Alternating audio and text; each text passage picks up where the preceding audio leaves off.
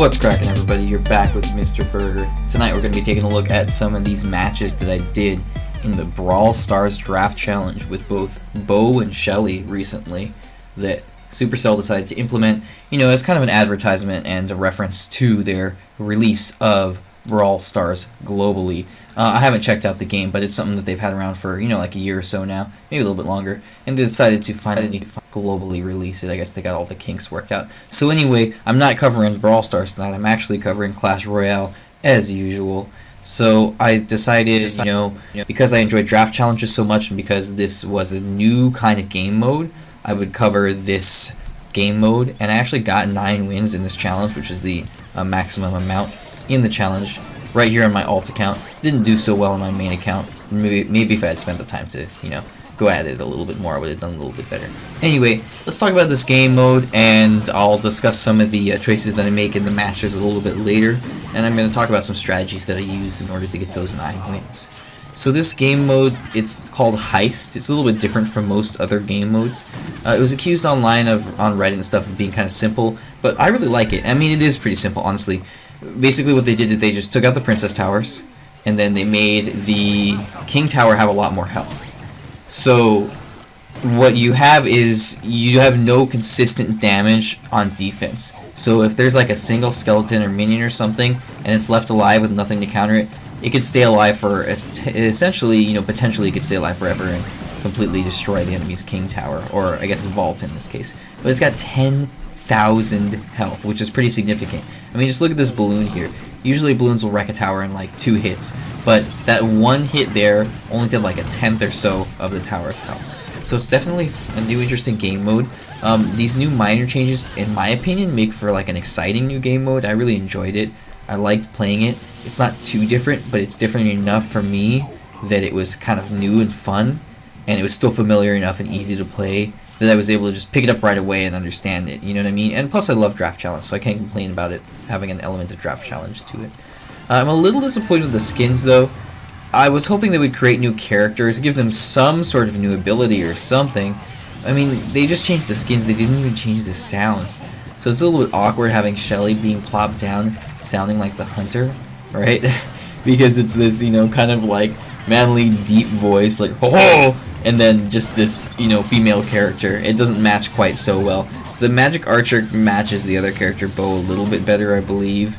But anyway, it's just kind of off and, doesn't quite fit. So I wish that they had spent a little bit more time fixing that. But, regardless, that's not that important. It's kind of cool that they decided to implement those skins. And I'm just glad that they did this new game mode. Again, even though it's not that different, it was different enough for me to really enjoy it. Alright, so let's talk about some more strategy in this deck, or excuse me, not this deck, but this challenge here.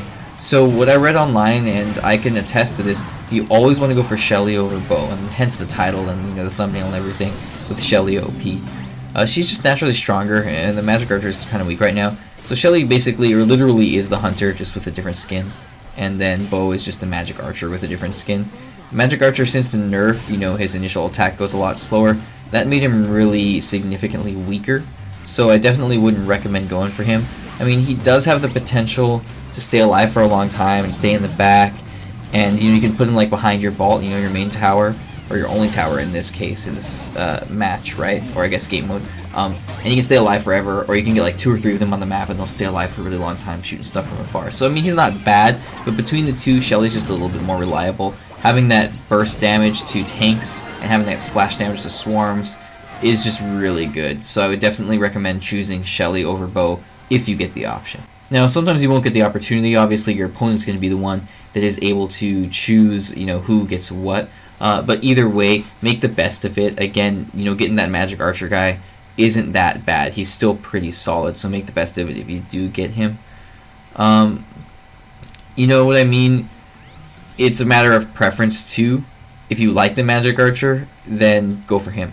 But that's like my personal preference. That's my recommendation to you guys, is to go for the hunter character over the magic archer. Just in general, a little bit better. So let's talk about them one-on-one. They actually take each other out one-on-one. I noticed this earlier. So they'll auto-attack each other enough that they kill each other at the same time, because of the projectile speed is an instant for both of those characters.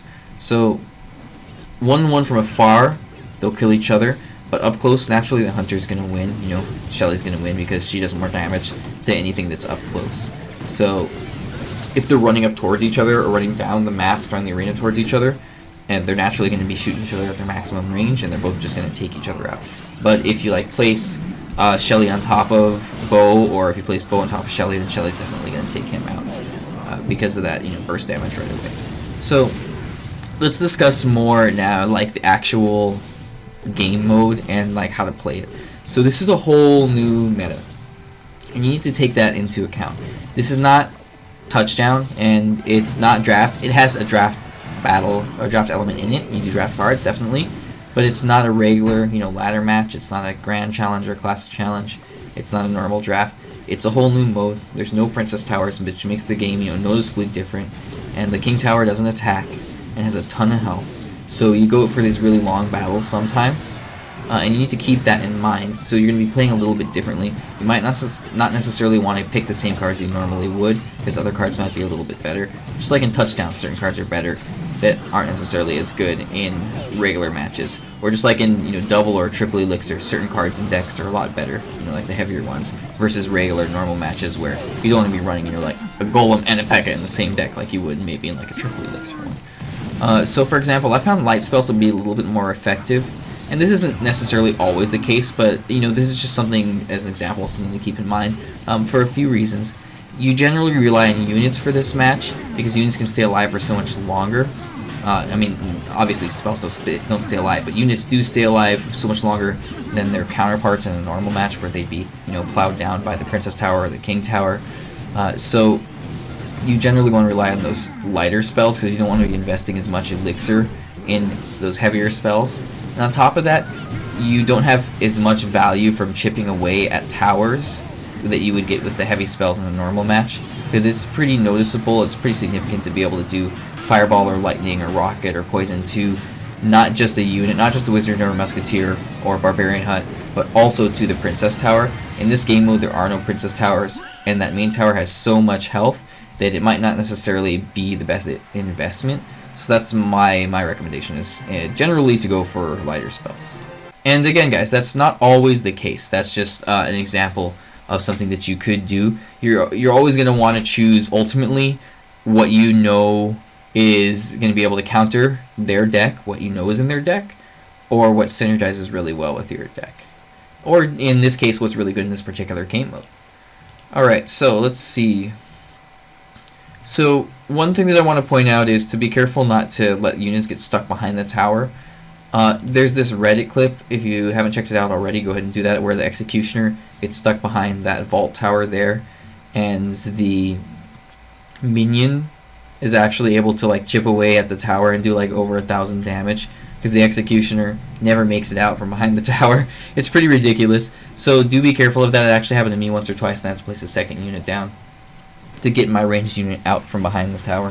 So you know, just something to keep in mind. Watch out for, you know, a ranged unit getting stuck behind that tower and not moving anywhere because something else is just out of its range, you know what I mean? And it'll just kind of keep going left and right behind that vault. It's pretty hilarious, to be honest, but either way, it's not good for you if you're on the tail end of that, of course. So more strategy about this. I like to play defensively and then go for like a big counter push or two. There's kind of like two major strategies that I would say, two major playstyles for this challenge. One of them is, like I mentioned, to build up a huge push, like play defensive, right? And then build up a huge push, and then go for that huge, massive push and just absolutely obliterate their tower. Because, yeah, it's got 10,000 health, but I mean, look at how much damage like those skeletons are doing right there. Like, they take it out really quickly. It's pretty surprising. So, you don't necessarily need to chip away at it. You can go for that one massive push, especially if you have something like a graveyard in your deck where you can play really aggressively. Then you can totally go for that huge push at the end or in the middle or wherever of the match and just obliterate them. The other strategy that I would go for is actually to try to chip away at the tower with multiple smaller pushes. So depending on the deck that you have, maybe you've got like, you know, a good win condition that goes for towers, like a giant, or maybe like a balloon, or skeleton barrel, or something like that, you know. And Battle Round, that's another great example. And you'd use these kind of like aggressive win conditions to basically chip away one push at a time at the opponent's tower, and ultimately, over time, be able to obliterate it with a final push. So these are all my kind of suggestions and tips for this particular challenge. You know, I don't really like how people were responding negatively to it, because I thought it was a lot of fun. And I hope that you guys have as much fun with this challenge, and I hope these tips were able to help you all out. That is it for tonight, guys. Thanks so much for watching. Make sure to leave this video a like, you know, a thumbs up if you enjoyed it, because that really helps the channel grow. Leave a comment in the comment section below. I'll definitely respond to you if you have any questions, or if you just want to say, hey, what's up, Mr. Berger. Thanks so much for watching, guys, and have a good night.